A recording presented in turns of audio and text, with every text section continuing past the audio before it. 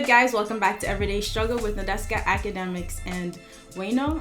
It's been another long, crazy weekend in the States, but before we get into news, just how are you guys doing? Did you find some time for you this weekend? I'm doing fine. I'm super energized today. I think this weekend I've been just kind of like, figuring out if this quarantine thing is ended, but I mean, other than that, talk to the fam. Like, hey, it's the same old, just a different day, right? Mm. Yeah, like, low-key, though, yeah. I've been tempted to, break quarantine with the rest of these hoodlums and, the Jersey beaches are open and other places where people are gathering together. You know what I mean? I miss the camaraderie, and if I'm saying it, I know other people definitely do. Yeah, I was looking to see where you was going with that. Nobody wants to see Ak on the beach. I don't think. Speak for yourself. Yeah, but I've been good. I've been at the crib grilling. You know what I mean, just grilling, chilling out, making the best of this time. It's pretty tough, but you gotta keep pushing every day. So why not? Yeah, it's been a long few months and things are still very uncertain. So my mom is here with me finally. We've been gardening all weekend. It's the first time I've seen her since like late April, so it's definitely nice to at least see family. So hope everyone else, despite everything else going on, had a decent weekend. Now, of course, there were a lot of protests in Atlanta this weekend after a 27-year-old black man named Rayshard Brooks was shot and killed by a police officer in Atlanta on Friday. So a lot of this was captured on the body cam footage. He fell asleep in a Wendy's drive-thru and the employee called the police. They talked for a long time. He was very respectful. He offered to leave his car in the parking lot, walk to his sister's because he admitted he's been drinking. But after the sobriety test, they still tried to arrest him. A scuffle broke out. He ran off, allegedly with a taser, and they shot him twice in the back. So the police officer who killed him, Garrett Wolfe, has been fired, and his partner has been placed on admin leave. So a lot of people, Atlanta artists like Killer Mike and T.I. spoke out. T.I. was at the protest. Killer Mike said, Rayshard Brooks should be alive. He should be waking up hungover or drunk in the tank, depending on when he was apprehended. So that would have been Saturday morning. He said, if I'm the Wendy's worker who called the police, I feel like shit because a call for a man sleeping in a car should not have ended in his killing. So just unfortunate with everything going on. Officers are just still shooting black men in the back. Yeah, this was a tough one to swallow. Like just hearing him speak, you could tell, like, even though he was a little tipsy or whatever, he was drunk, that he was trying to have a conversation where he could have been taken home. Mm-hmm. And I see a lot of people, confusing. Well, let me not say confusing. Like when people make memes, I see that people are making memes, and the memes are getting attention drawn to this thing. And there's a meme that was like Dylan Roof, after he killed 9 people in a church, was escorted to a Burger King to get something to eat. So why couldn't Rayshard been taken home?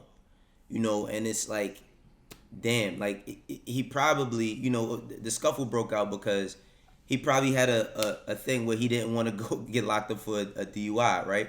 Even with that being said, that should have not led to his death. If a person is fleeing from you, then there's no threat to anybody. So very early, we'll see how this goes again, but it's like the same bad record playing over and over and over. Like, I don't think this shit is ever going to stop, to be honest, and I don't know how we can control it, but shit like that makes you like hopeless a bit. Yeah, the only thing that seems to be changing is that they're actually firing some of these officers immediately, right. And police chiefs are resigning. I think even last year, this would have never happened. Those cops would have still had their jobs with no issues, probably. Well, so it's very ironic that this is happening in, the self-proclaimed Wakanda by T.I.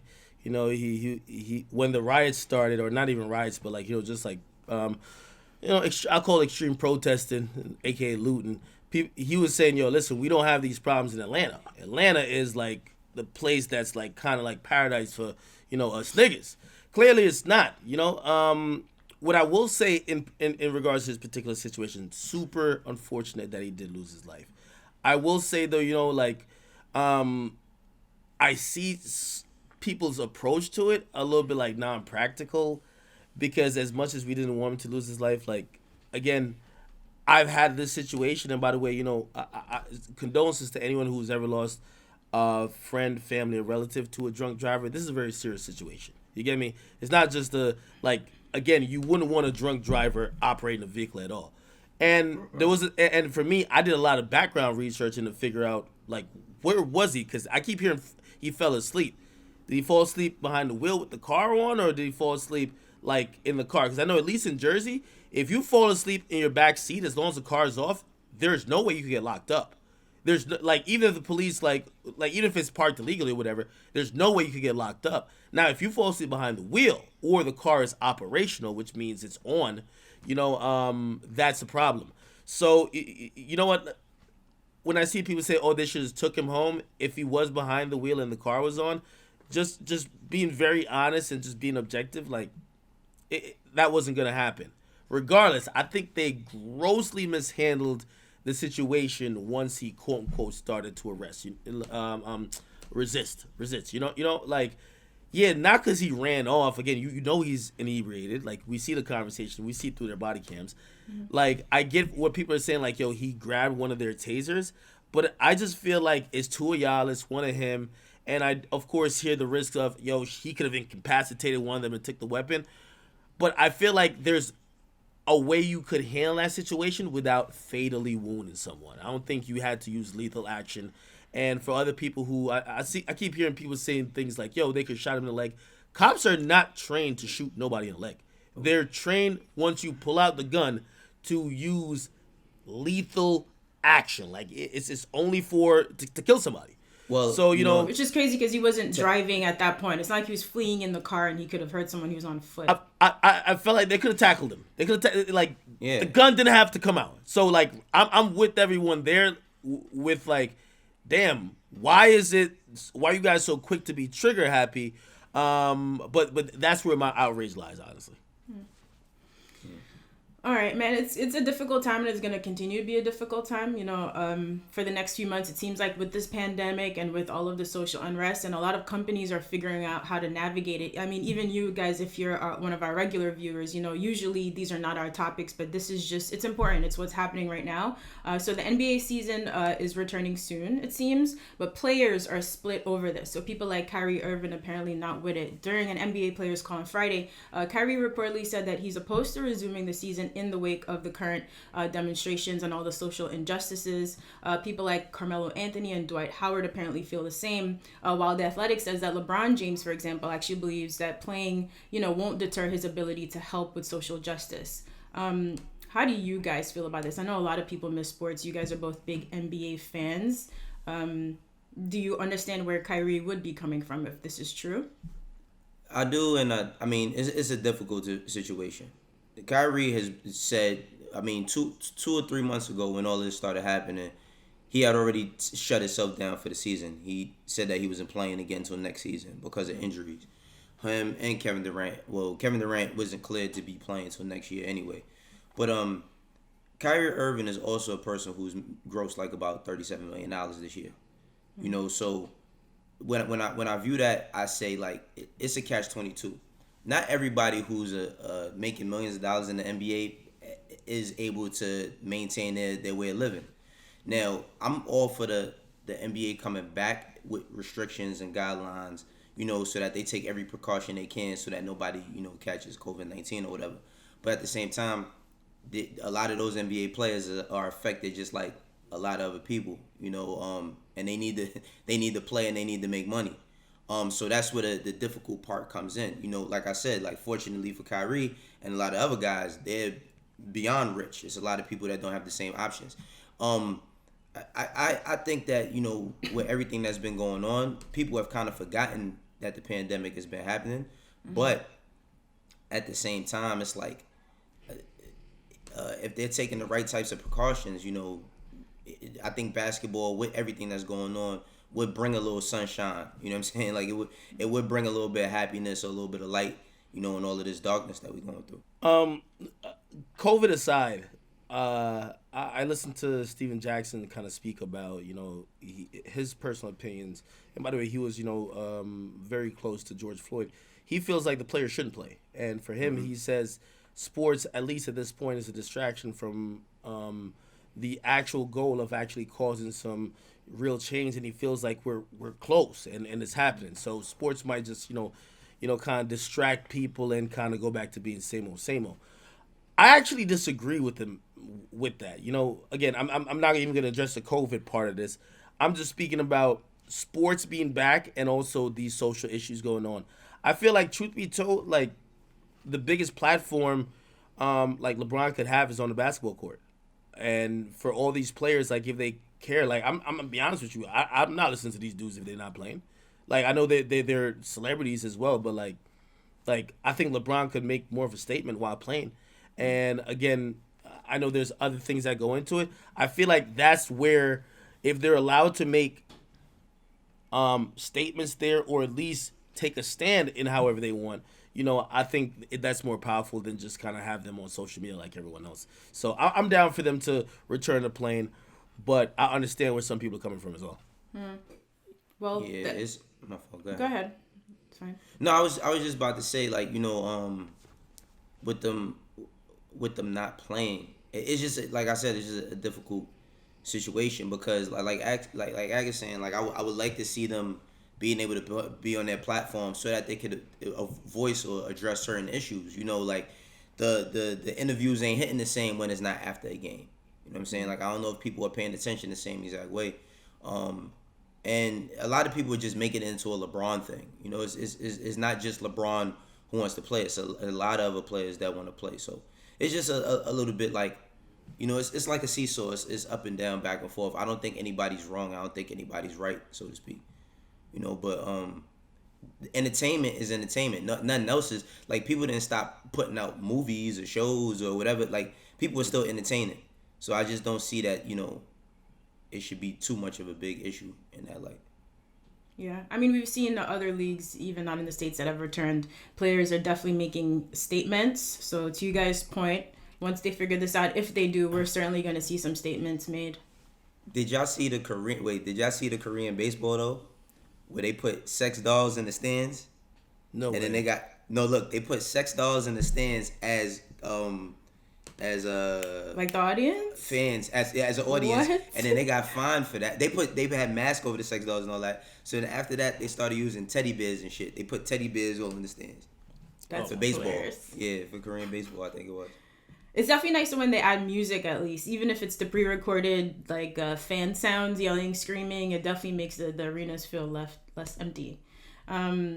So it's been interesting watching artists sort of step up in this moment, even artists that we don't necessarily expect to rap about things like police brutality. So over the weekend, Lil Baby dropped a track called The Bigger Picture. Pretty powerful song addressing police brutality and systemic racism. He put out a video as well, which features him at a protest in Atlanta. Got a lot of love for this. Tory saying, you know, just give him the Grammy this year already. And Meek said, Lil Baby going legend right in front of our eyes. We've talked a lot about his evolution on the show. We're all big fans of him. But I don't think this is the kind of song anyone would have necessarily expected from Lil Baby. Were you guys surprised and or impressed? I personally wasn't surprised. I think Lil Baby's the new voice of the streets, man. Like I feel like he's just he's connecting and hitting on all cylinders. I foresaw him addressing what's going on, not in an entire song, and actually, you know, kind of, it feels like a tribute song to what's going on. Mm-hmm. I feel like he would address in a couple lines that I think like a lot of other rappers are going to do. But he put a lot of focus on it. I'm going to be honest with you, I love the honesty in just even like his lyrics. Because a lot of times, you know me, I'm one of those people, I come on here now and I'm like, yo, yeah, I see what so-and-so is saying, but this makes you a hypocrite. And if you listen to Baby's song, like that's one of the reasons I really like him. He admits, he's like, yo, I don't got all the answers. A lot of people don't have all the answers. Also, I've been a part of the problem at times, but I want to be a part of the solution because we're at that point in time. I really commend him for that because with the year he's having, you know, he didn't have to do this. And he could have definitely, like a lot of other rappers are doing, duck down, be quiet, wait till it's gone, and keep going back to... Like, if you really look at the artists who's had, like, impact this year, like, for the most part, the ones that don't have no type of substance... And this is where lyricism comes in us even giving like him like credit. Most of these niggas really don't even have like, they only could rhyme like designer coats. Like they can't even put together bars about some real shit. And it should really blow the lid off anybody who thought, you know, like My Turn shouldn't even be up there in the conversation for album of the year or Lil Baby may have been limited in the subject matter it could be talking about. I think not only should he possibly get a Grammy, we should probably start thinking about talking about him really competing with a lot of the, we know he's not mumble rap, but a lot of the rappers who's a little bit more substance based. Yeah, I think like for me, did I expect this? No, I didn't expect this. I did expect him to drop a line or here there, but I didn't think that he would make a whole record, geared to what's going on, and it just showcases his skill. I think like you give him MVP already, and not just based on just this moment, but this man got the #1 album again this week. That don't just happen for you to, put your album out a couple months ago, ride the tide a little bit, put out a few records, drop the deluxe, and then everybody else dropped. Like the Baby dropped, a few people dropped. You know what I mean? And then for him to come back and still be #1, that just speaks to how the music is affecting people.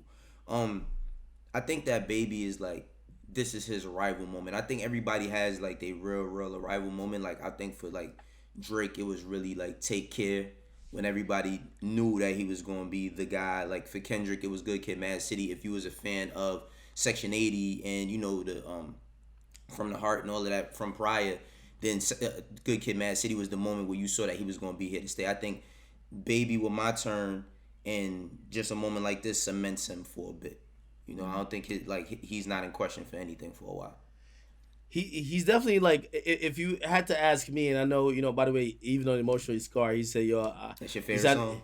He said, I never call myself a GOAT, I leave that up to the people. But like, even as you hear like Meek saying legend and, other people giving high accolades, like you remember that as much as we might even be time trapped in that, like, you have some of the legends who are usually tuned out to moments like this, like you have Wayne actually saying like his favorite rapper right now is Baby. Like that holds some weight. You get me? So I'm watching to see how long he could keep it up, because I feel like it is a lot of pressure. He ain't missed yet, and I think people are looking for the moment when maybe he doesn't connect. And truth be told, on a QC level, I feel like he's putting out so much heat. The Migos are getting pushed back because of the heat he's pushing out. Like I kid you not. Well, I don't think he feels pressure though, for real. I don't think he feels pressure, only because of like the circumstances he was in prior to being who he is now.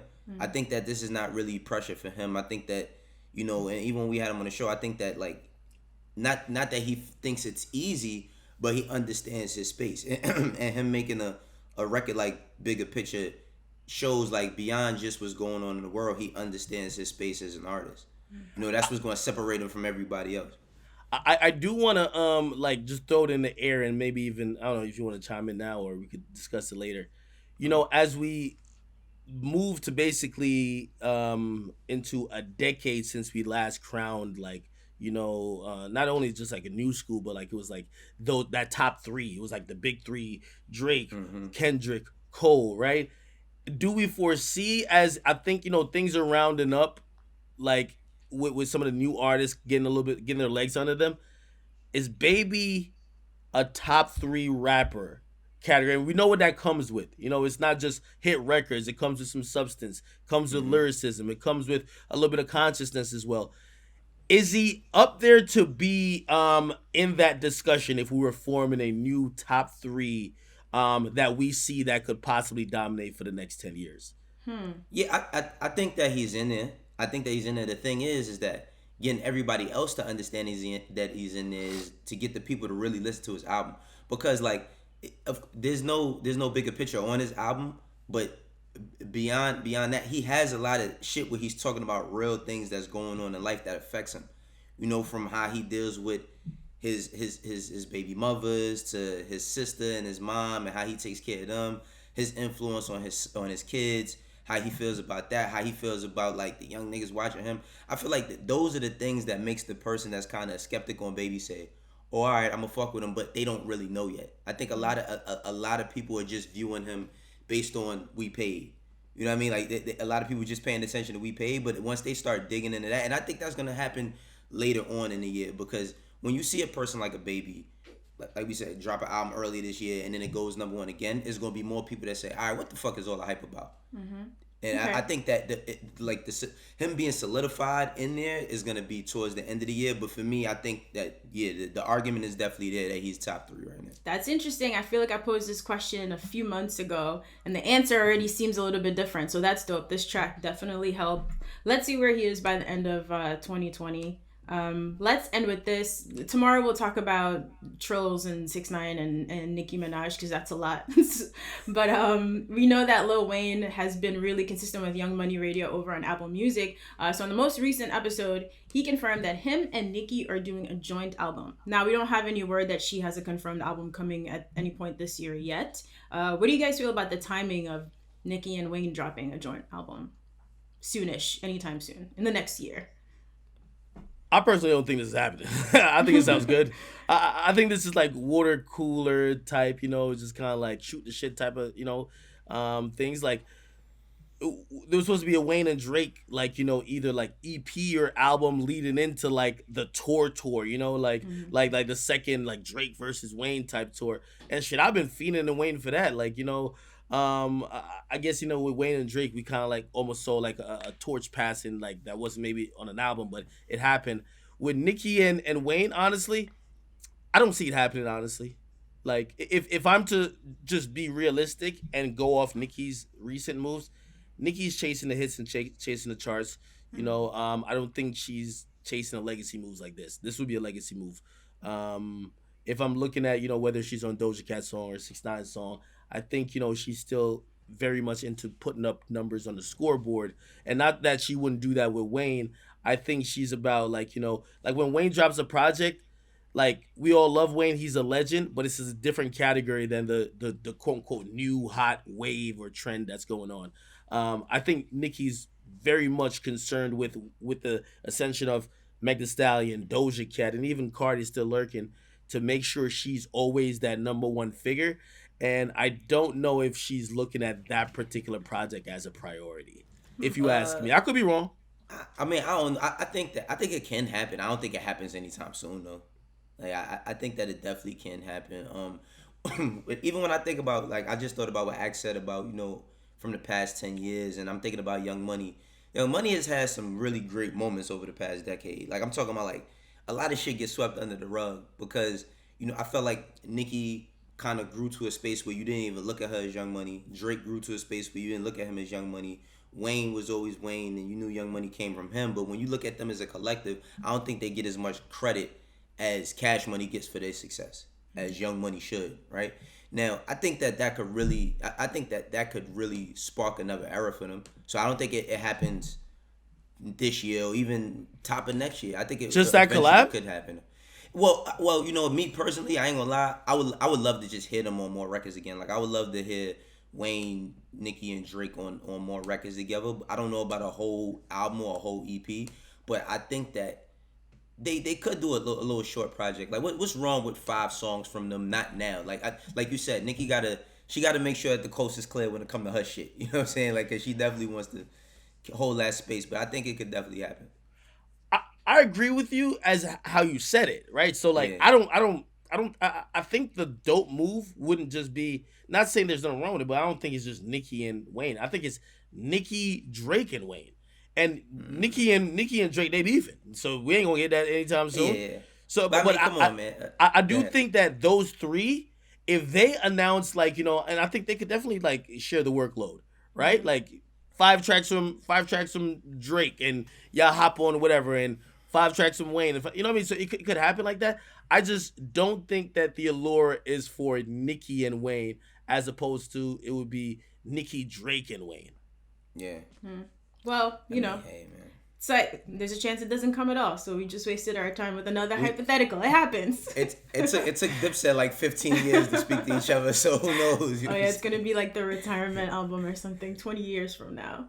All right, guys, that is our show, y'all. We'll dig into Trolls and all of the drama that surrounded that one tomorrow. Viewers, hope you guys enjoy the rest of your day. We'll see you here tomorrow on Everyday Struggle.